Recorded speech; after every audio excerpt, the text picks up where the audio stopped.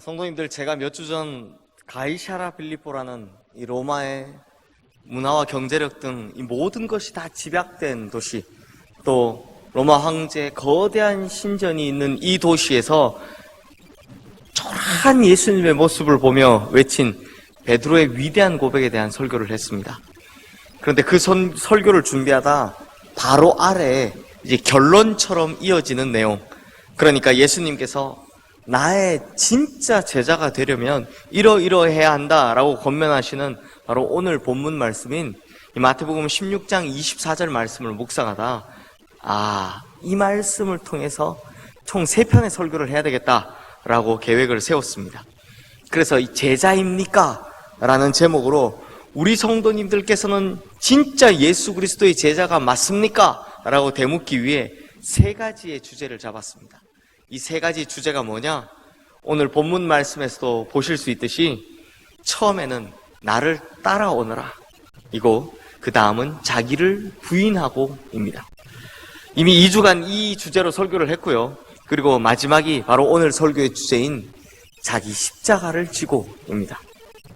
그런데 성도님들, 제가 오늘 이 설교를 쓰느라고 다시 한번 이 마태복음 16장 24절 말씀을 뚫어지게 쳐다보고 있었더니 제가 빠뜨린 주제가 하나 더 보이는 거 아니겠습니까?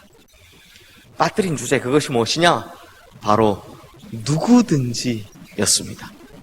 오늘 본문 말씀을 자세히 보시면 예수님께서 자신의 제자가 되려면 이러이러한 것들을 하라라고 권면하고 계신 것 중에서 사실은 가장 먼저 그 대상에 대해서 말씀하고 계시다는 것을 볼 수 있습니다.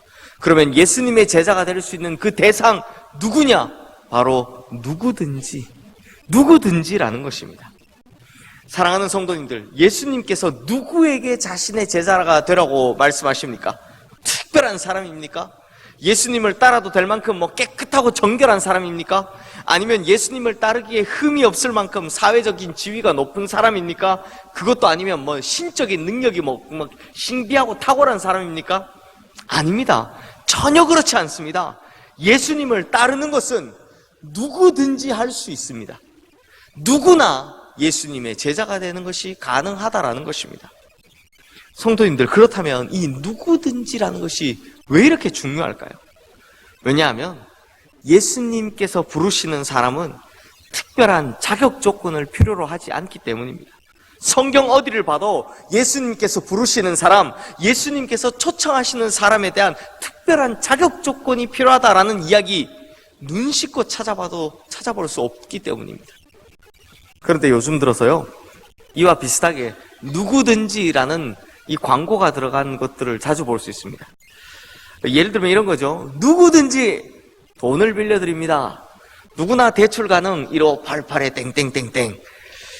그런데 성도님들, 이 자그마한 글씨로 써있는 그 뒤에 달려있는 계약 조건을 찬찬히 뜯어보면 실상은 누구든지가 아니라 이런 조건들이 사실은 붙어 있습니다. 예를 들면 카드 연체가 없다면, 혹은 신용불량자가 아니라면, 혹은 담보로 걸만한 것들이 있다면, 이런 식의 조건들이 사실은 다 붙어 있더라는 것입니다. 그러므로 이런 조건이 달려있는 상태에서 말하는 것, 그게 이 세상이 말하는 누구든지입니다. 하지만 예수님께서 말씀하신 누구든지에는요, 이런 조건이 단 하나도 없습니다. 이런 조건 자체가 없습니다. 가난한 사람도, 부유한 사람도, 건강한 청년도, 나이든 노인도, 출신이 어떠하든, 인종이 어떠하든, 남녀노소 따지지 않고 누구나, 심지어 소경도, 중풍병자도, 문둥병자도, 그리고 귀신 들렸던 자마저도 아무런 상관없이 그저 누구든지 모두 다 예수님께서 부르시는 그 대상이 될 수 있다는 것입니다. 이렇게 예수님께서 차별 없이 모든 사람에게 예수 그리스도의 제자가 될 문을 열어두셨는데, 참 애석하게도 세월이 흐르면서 교회를 다닌다는 사람들이 예수님의 누구든지라는 초대장에다 온갖 조건들을 덕지덕지 붙여놓은 것을 볼 수 있습니다. 그래서 교회가 대부분 말하는 누구든지는요, 어떤 사람을 말하냐? 별 탈 없이 잘 살아온 사람들을 대부분 이야기합니다. 그러다 보니 교회가 말하는 이 누구든지에는 냄새나는 노숙자나 혹은 뭐 이혼을 겪은 사람이나 범죄자들 같은 이런 사람들은 절대로 포함되지 않습니다. 예수님의 뜻과 아무 상관없이 우리가 생각하는 이 누구든지는 어떤 사람이냐? 좀 꽤나 점잖게 입고 다니는 사람을 이야기합니다. 그래서 우리가 생각하는 누구든지는 그래도 어느 정도의 뭐 경제력을 갖춘 사람을 이야기하고, 그래도 어느 정도의 실력을 갖추고 뭐 사회적인 지위를 갖춘 사람들을 의미하더라는 것입니다. 분명히 예수님께서 우리를 부르실 때는 아무런 조건 없이 불러주셨는데, 우리는 우리 스스로 단서를 붙이면서 예수 그리스도의 제자가 되는 것에 수많은 조건들을 붙여놓고 있더라는 것입니다. 그래서 그런지 참 안타까운 것은요, 예수님을 잘 믿는다는 이 사람들 중에 젊은이들의 기도를 보면요, 이런 기도를 합니다. 소명을 위해서 기도할 때, 자신의 비전을 위해서 기도할 때 자기 스스로 이런 조건들을 덕지덕지 붙여놓더라는 겁니다. 어떤 조건입니까? 하나님, 저를 먼저 이렇게 좀 만들어 주십시오. 저를 먼저 이 위치에 좀 세워 주십시오. 제가 그 자리에 올라가면 그때는 제대로 쓰임을 받겠습니다 라고 기도를 하더라는 겁니다. 그러다 보니 제가 만난 청년 중에 돈을 많이 벌면 이라는 조건을 달고, 돈 많이 벌면 그걸로 주님을 위해 일하겠다라고 하면서 불법 다단계에 뛰어드는 청년도 보았고요. 자신이 원하는 사회적 지위에 오르는 것, 이걸 조건에 달고 그 이후에 거기에 올라가면 내가 주님의 일을 하겠다면서 주일에 예배 드리는 시간조차 아깝다고, 공부하는 것이 먼저라고 예배에 오지 않는 청년들도 보았습니다. 이들 모두 이후에는, 그러고 나면, 그렇게 되면, 그 조건이 되고 나면 주님의 영광을 위해서 쓰임받으려고 하는 것이다, 그래서 지금 준비하는 것이다 라고 말은 했지만, 스스로 조건을 떡하니 걸어놓고선 그것 먼저 하고 나면 이라고 말하고 있으니, 성도님들, 도대체 우선순위가 무엇인지도 모르는 이들이 설령 목표한 그 일을 이룬다 할지라도 정말 예수 그리스도의 제자로 살아갈는지, 이거 뭐 불보듯 뻔한 거 아니겠습니까? 사랑하는 성도님들, 예수님께서 우리들을 불러주실 때 그 어떤 단서도 조건도 붙이지 않으셨습니다. 예수님께서 우리 성도님들을 부르실 때 합격, 불합격 뭐 이런 걸로 부르지 않으셨습니다. 예수님께서 그저 우리를 향해 이렇게 말씀하십니다. 누구든지 좋다라고요. 그러니 이 얼마나 좋은 겁니까? 너의 모습이 어떠하든지, 그런 뜻 아닙니까? 너의 모습이 죄가 많든지, 손에 쥔 것이 별로 없든지, 의지나 건강이 약하든지, 과거가 어떻든지, 하여튼 뭐든지 어떻든 간에 그런 것들 다 필요 없고 그저 나는 너를 불렀다 라는 이 말씀, 이거 얼마나 은혜로운 말씀입니까? 얼마나 놀라운 은혜입니까? 그러므로 우리에게 아무런 공로 없음에도 이런 은혜로 말미암아 저를 비롯한 우리 모든 성도님들이 주님의 제자로 부르심을 받으셨다는 것 확실히 믿으시기를 바랍니다. 그런데 성도님들, 이렇게 아무 조건 없이 그저 은혜로 부르심을 받은 우리가 진짜 예수 그리스도의 제자가 되려면 우리가 반드시 명심해야 되는 것이 있습니다. 꼭 명심해야 되는 것. 부르심의 조건은 없는데 우리가 명심해야 돼, 부르심을 받은 우리가 명심해야 되는 게 있다는 겁니다. 그게 뭐냐? 바로 자기를 부인하고 자기 십자가를 쥐고 예수님을 따라가는 것입니다. 자기를 부인하고 자기 십자가를 쥐고 예수님을 따라가는 것. 그래서 이 세 가지 중에 오늘은 마지막으로 자기 십자가를 지라라는 이 말씀을 전하려 합니다. 사랑하는 성도님들, 세계 유수한 이 글로벌 기업들마다요, 자신의 기업을 상징하고 홍보하는 슬로건이나 혹은 뭐 심벌이나 혹은 로고들이 있습니다. 예를 들어서 Just do it 하면 뭐가 생각나십니까? 한쪽으로 착 올라간, 이 꼬리가 올라간 심벌의 모양, 바로 나이키가 생각이 나시죠? 반대로 Impossible is nothing 이라고 하면 삼선, 아디다스가 생각이 나게 됩니다. 길 가다가요, 황금색으로 그려진 이 아치 모양의 M자를 보면 누가 말하지 않아도 저기 맥도날드가 있다는 걸 다 압니다. 그러지 않습니까? 우리 어르신들에겐 너무 젊은 기업들입니까? 우리 어르신들에겐 우리 강산 푸르게 이거 하면 아시겠습니까? 뭐 생각납니까? 화장지, 티슈. 이런 게 딱 생각이 나죠. 뽀삐 화장지 생각이 나죠. 이렇게 간단한 슬로건이나 심벌 혹은 로고만 봐도 그 기업이 떠오르게 하고, 더불어 그로 인해서 그 기업의 좋은 이미지까지 만들어낸다면 이게 굉장히 훌륭한 마케팅 전략이라는 것입니다. 그래서 기업들은요, 이 고객들의 뇌리에 각인될 만한 슬로건이나 심벌, 이 로고들을 개발하기 위해서 실제로 어마어마한 투자를 합니다. 엄청난 투자를 합니다. 그런데 우리 기독교에도 대표적인 심벌이 있습니다. 기독교의 대표적인 심벌 뭡니까? 딱 걸려있죠. 십자가. 예배당들마다 걸려있고 교회들마다 지붕 꼭대기에 다 십자가가 걸려있습니다. 그러면 십자가가 대표적인 심벌이라면 기독교의 대표적인 슬로건은 뭐겠습니까? 당연히 자기 십자가를 지고 예수님을 따르라는 것입니다. 이게 당연히 기독교의 대표적인 슬로건이죠. 그래서인지 2000년 전에 예수님의 제자들을 보면 하나같이 예수님을 따르겠다라고 결심한 후에 자기 십자가를 지고 갔다는 것을 볼 수 있습니다. 마태는요, 에티오피아에서 칼에 맞아 생을 마감합니다. 마가는 이집트의 알렉산드리아에서 말에 질질 끌려다니다가 숨을 거두게 됩니다. 또 누가는 그리스에서 교수형을 당하고, 베드로는 로마에서 십자가에 거꾸로 매달려 죽는 그 처형을 당하게 되죠. 그리고 도마는 인도에서 선교하던 중에 창에 찔려 죽고요. 야고보는 예루살렘에서 예수님의 12제자 중 가장 먼저 참수형을 당하게 됩니다. 이들 모두가 다 어떻게 했다고요? 자기 십자가를 지고 예수님을 따라갔다는 것입니다. 그래서 본회퍼라는 신학자가 쓴 유명한 책, 나를 따르라 라는 이 책을 보면요, 이 책의 첫 문장, 맨 처음이 이렇게 시작됩니다. 그리스도께서 사람을 부르실 때 와서 죽으라고 명하신다. 그래서 이제 오늘 본문에 이어서 나오는 25절 말씀 한번 보십시오. 우리 다 함께 읽겠습니다. 누구든지 제 목숨을 구원하고자 하면 잃을 것이요, 누구든지 나를 위하여 제 목숨을 잃으면 찾으리라.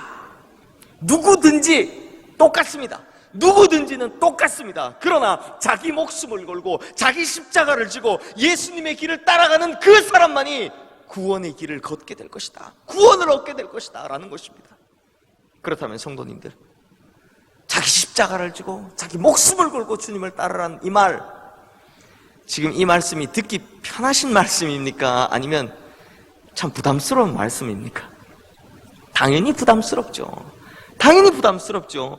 설교를 하는 저도요, 이 설교를 하는 저도 자기 십자가를 지고 자기 목숨을 걸고 예수님을 따라야 한다는 이 말이요, 가끔 섬뜩하게 느껴질 때가 있습니다.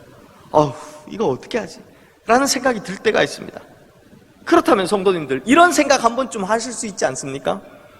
이 세상에 좋은 것들이 얼마나 많은데, 게다가 이 세상 모든 만물의 주인 되신 예수님이시라면 수도 없이 좋은 것 중에 하나 고르셔도 괜찮으셨을 텐데 왜 하필 자신의 심벌을 십자가로 만드셨을까 하는 생각 말입니다.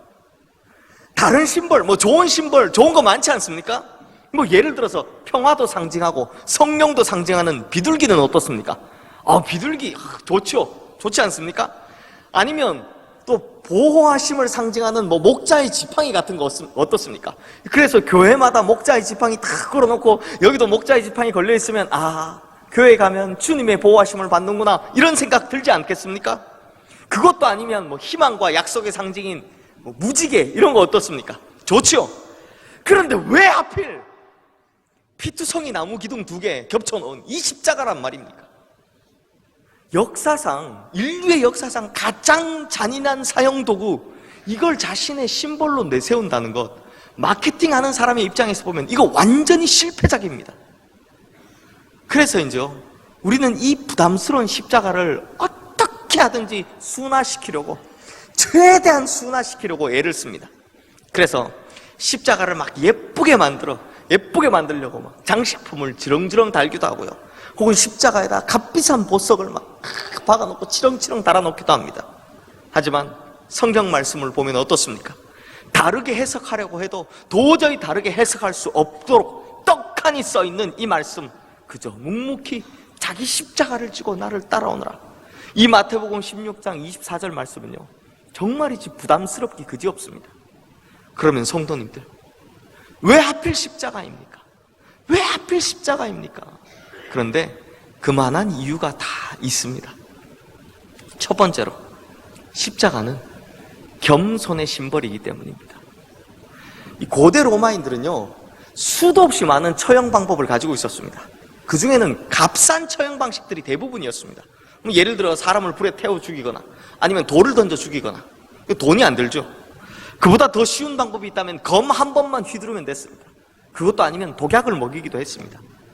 이에 반해서 십자가형은 무조건 4명의 병사 그리고 1명의 백부장이 붙어 있어야 합니다. 그만큼 일당이 더 드는 거죠. 거기다가 준비물까지 하면 보통 비싼 처형 방식이 아닙니다. 그런데 왜 굳이 이 십자가 처형 방식을 사용했을까요? 이유는 간단합니다. 이 십자가를 지고 가는 사람, 이 사람을 만민 앞에서 욕보이기 위해서였습니다.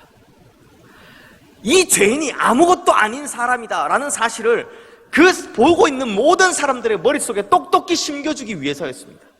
그래서 성경을 보면 로마 병사들이 예수님을 심하게 욕보이죠. 그리고 조롱하고 침뱉는 장면이 나옵니다. 게다가 예수님께서 치욕스럽게도요, 벌거벗은 채로 십자가에 달리시게 됩니다. 그럼 이게 무슨 뜻입니까? 왜 십자가입니까? 예수 그리스도의 제자들은 십자가 위에서 여전히 하나님의 아들이셨음에도 불구하고 아무것도 아닌 존재가 되기를 스스로 선택하셨던 이 예수님처럼 그렇게 낮아지고 그렇게 겸손해져야 한다는 것입니다. 그렇게 예수 그리스도의 제자가 되어서 그분을 따르려면 어떻게 하라고요? 겸손히 묵묵히 십자가를 지고 아무것도 아닌 존재로 낮아져서 그렇게 살아가야 한다는 것입니다.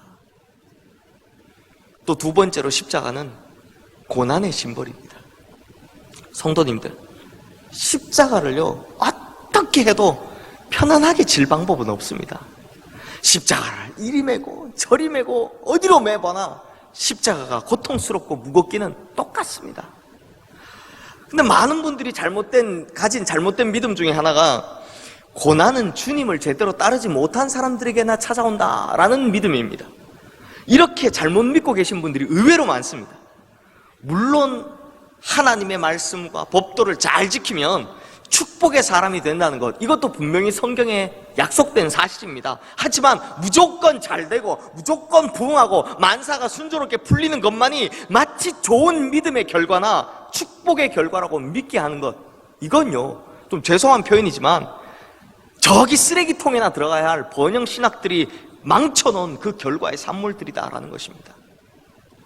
성도님들, 욥이나 수많은 선지자들이 믿음이 없어서 고난을 당했습니까? 아니면 다윗이나 다니엘이 축복을 받지 못해서 그 고난을 당했습니까? 아니죠. 아닙니다. 그러므로 성경은요 분명히 이야기하고 있습니다. 예수 그리스도를 따르기로 결심하는 것은 때로는 참을 수 없는 고통스러운 십자가를 감내하기로 결단해야만 한다는 것입니다. 하지만 그 고난 속에서 연단되어지는 인내가 바로 우리를 생명의 길로, 구원의 길로 인도할 것이다 라는 것이죠. 세 번째, 최종적으로 십자가는 죽음의 심벌이기 때문입니다. 예수님께서 스스로 십자가에서 죽음을 선택하셨던 것처럼 예수님께서는 제자들에게 스스로 죽음을 선택하라 라고 말씀하십니다. 그런데 성도님들, 오해하지는 마십시오. 이런 분도 계실 겁니다. 추석 연휴에 오랜만에 가족들하고 교회 왔더니 저 목사가 자꾸 죽으라고 이야기한다. 이렇게 생각하시는 분들도 계실 법한데요. 오해하지는 마시고요. 이 말씀은 오늘 우리가 진짜 십자가에 매달려 죽어야 한다라는 이야기가 아닙니다. 진짜 집에 가셔서 십자가 만들어 놓고 그렇게 하시면 큰일 납니다. 그게 아니고요. 여기서 말씀하는 죽음이란 우리가 이전에 추구해왔던 삶이나 혹은 내 마음속에 있는 욕심들, 그리고 끊어지지 않는 죄성들, 이런 것들을 이제 십자가 위에 다 내려놓는 것을 이야기한다는 것입니다. 그러므로 예수님의 제자가 되는 순간 놀라운 변화가 일어나는데 그게 뭐냐? 우리 자신이 끝나야 하는 것입니다. 그래서 어떻게 되느냐? 내가 죽고 예수가 살게 되더라는 것입니다. 옛날에 이 십자가를 짊어지고 가는 사형수를 보면 뭐라고 부르는지 아십니까? 그 사람의 걸음을 보고 불렀던 것이 데드맨 워킹입니다. 무슨 뜻이냐? 걷고 있는데 죽은 사람이란 뜻입니다.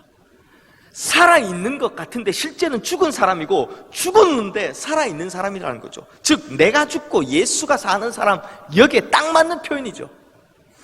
그런데 성도님들, 내가 죽고 예수가 사는 것이 진짜로 죽는 것이 아니라 우리의 죄성을 죽이고 옛사람을 죽이고 욕심을 죽이는 것입니다 라고 하니 살짝 마음이 놓이십니까? 그런데요, 절대로 그러시면 안 됩니다.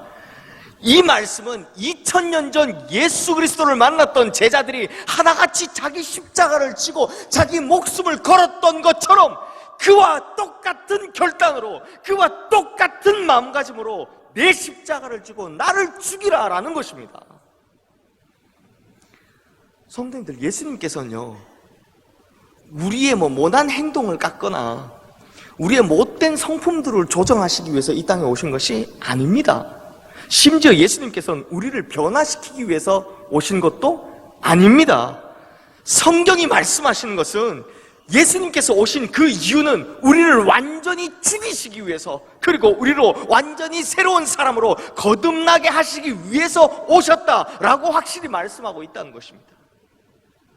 C.S. 루이스 교수도요, 순전한 기독교라는 책에서 이렇게 이 부분을 설명합니다. 그리스도께서 이렇게 말씀하신다. 내게 전부를 주라. 너의 시간과 돈, 일의 일부 필요 없다. 나는 너를 원한다. 나는 너의 육신을 고문하기 위해서가 아니라 죽이기 위해서 왔노라. 미봉책은 전혀 소용없다. 여기저기 가지치기 해봐야 소용없다. 내가 원하는 것은 나무 전체를 쓰러뜨리는 것이다. 이빨을 갈아내거나 금을 씌우거나 구멍을 메워봐야 그때뿐이다. 아예 뽑아내야 한다. 그러므로 우리 시흥의 성도님들은 십자가를 지라라는 이 말씀을 어떻게든 순화시키고자 하고 또 요리조리 피해만 다니는 그런 성도님들이 아니라 주님께서 말씀하신 그대로 순종하여서 십자가를 짐으로 낮아지고 또 고난을 견디며, 그래서 내가 죽고 예수로 말미암아 살아가는 진짜 예수 그리스도의 제자가 되시기를, 그런 성도님들이 되시기를 주님의 이름으로 축원합니다. 이제 말씀을 마무리하겠습니다. 성도님들, 제가 어릴 때는요, 이 교회마다 간증 집회라는 것이 굉장히 많았습니다. 간증 집회 굉장히 많이 열렸었습니다. 그런데 저는 시골에 살다 보니까 이 직접 간증 집회를 들을 기회가 별로 없었습니다. 시골에는 잘 안 오시니까요, 작으니까. 그래서 사실은 직접 듣기는 못하고 카세트 테이프로 어느 교회에서 간증 집회를 한 거, 녹음한 걸 들을 기회가 훨씬 더 많았습니다. 그래서 손양원 목사님의 딸 손동희 권사님의 그 이야기 또 다 저는 카세트 테이프로 들었습니다. 이렇게 꽂아놓고 들었죠. 그런데 제가 들었던 간증 테이프 중에 이런 제목의 테이프가 있었습니다. 천국에 다녀온 누구누구누구 이런 게 있었습니다. 한참 호기심 많은 중학생 때라서 열심히 듣기도 하고 은혜도 많이 받았는데요, 나중에 신학을 하고 목사가 되고 나서 보니까 천국에 다녀왔다는 이야기가 참 신빙성 없는 이야기다라는 생각이 듭니다. 그래서 그 간증 중에요, 이런 내용이 있습니다. 아브라함이 얼마나 잘생겼는지 입이 쩍 벌어졌다, 면류관이 얼마나 큰지 이만했다, 이런 이야기가 나오는데, 다 신빙성 없는 이야기들입니다. 실제 성경에도 없는 이야기들이고요. 그런데 성도님들, 그 간증 테이프에 나왔던 이야기 중에 30년 정도 지난 지금도 저에게 똑똑히 기억나는 이야기가 하나 있습니다. 그 이야기가 뭐냐, 제가 들려드릴게요. 천국에 가셨다라는 이분이 어느 방에 들어가 봤더니 그 방에는요, 정말 우뚝 솟은 크고 거대한 십자가들이 쫙 세워져 있더랍니다. 그래서 이분이 이게 너무 신기해서 자기와 동행하는 천사에게 이것이 무엇입니까? 라고 물어봤다고 합니다. 그랬더니 그 천사가 하는 말이 뭐냐? 이 세상 사는 동안에 자기에게 맡겨진 십자가 짊어지고 천국까지 잘 온 사람들, 그 사람들이 짊어지고 온 십자가입니다 라고 대답을 하더랍니다. 그리고 나서 이 천사가 바로 옆에 있는 방도 딱 보여줬는데 거기에는 뭐가 있냐? 정말 조그만하고 작은 그 십자가들이 다 내팽개쳐져 있더랍니다. 그래서 이번에도 이것은 무엇입니까? 라고 물어봤더니 그 천사의 대답이 이건 자기에게 맡겨진 십자가들을 다 내팽개쳐 놓고 도망간 사람들의 십자가입니다 라고 대답을 하더라는 겁니다. 그런데 가만히 보니까 어떻습니까? 크고 무겁게 생긴 십자가들은 다 똑바로 서 있는데 하나같이 작고 가벼운 것들은 다 버려져 있더라는 겁니다. 그걸 보는데 나는 어땠는가 싶어서 이분이 너무 가슴에 찔리더랍니다. 그러자 그때 옆에 있던 천사가 이렇게 말을 하더랍니다. 자매님, 기도하실 때 이 십자가를 좀 가볍게 해달라, 이 십자가를 좀 줄여달라, 그렇게 기도하지 마시고 내가 짊어진 이 십자가를 능히 들 수 있는 힘을 달라고 기도하십시오 라고 말하더라는 겁니다. 사랑하는 성도님들, 저는 이 이야기가 사실이다 혹은 뭐 신빙성 있는 이야기다 라고 말씀드리는 것이 아닙니다. 오히려 그 반대일 경우가 더 많겠죠. 하지만 확실한 것은 이 이야기가 30년이 지난 지금까지 저에게 매 순간마다 찔림을 주고 있는 것만큼은 사실이다라는 것입니다.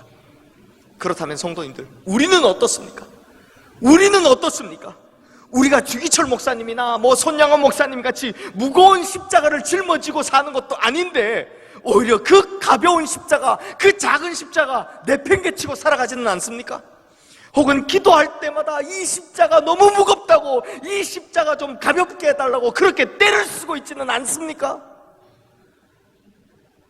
성도님들, 누가복음 9장 23절 말씀을 보면요, 오늘 본문인 마태복음 16장 24절 말씀과 똑같은 구절이 나옵니다. 그런데 조금만 주의 깊게 보면 거기에 하나의 단어가 더 추가되어 있다는 것을 발견할 수 있습니다. 우리 다 함께 누가복음 9장 23절 말씀 함께 읽겠습니다. 또 무리에게 이르시되 아무든지 나를 따라오려거든 자기를 부인하고 날마다 제 십자가를 지고 따를 것이니라. 어떤 말씀이 추가되어 있습니까? 바로 날마다입니다. 날마다. 그러므로 예수 그리스도의 제자는 힘들고 어려울 때마다 혹은 귀찮을 때마다 혹은 불편할 때마다 그렇게 그때그때 상황에 따라 자기 십자가를 내팽개치고 잊어버리고 사는 사람이 아니라 날마다 그 어떤 순간에도 항상 똑같이 자기 십자가를 짊어지고 가려고 씨름하는 사람, 그 사람이 바로 예수 그리스도의 제자라는 것입니다. 진짜 예수 그리스도의 제자는 날마다 이 무거운 십자가를 짊어지고 끝까지 천성에 이르는 그날까지 내가 이 십자가 좀 제대로 지고 가게 해달라고 그렇게 기도하는 사람들이다라는 것입니다. 그러므로 우리 시흥의 모든 성도님들은 천성에 이르는 그날까지 날마다 어떤 순간 어떤 상황에도 항상 똑같이 이 십자가를 짊어지고 주님을 쫓아가는 진짜 예수 그리스도의 제자가 되기를 주님의 이름으로 축원합니다. 그렇게 자기 십자가 지고 살아가다 주님 앞에 서는 날 잘하였도다 착하고 충성된 종아라며 또 오늘 우리가 찬송한 것처럼 빛난 면류관을 받으며 그렇게 큰 칭찬받게 되시는 우리 모든 성도님들 진짜 예수 그리스도의 제자 되시기를 주님의 이름으로 축원합니다. 기도하겠습니다.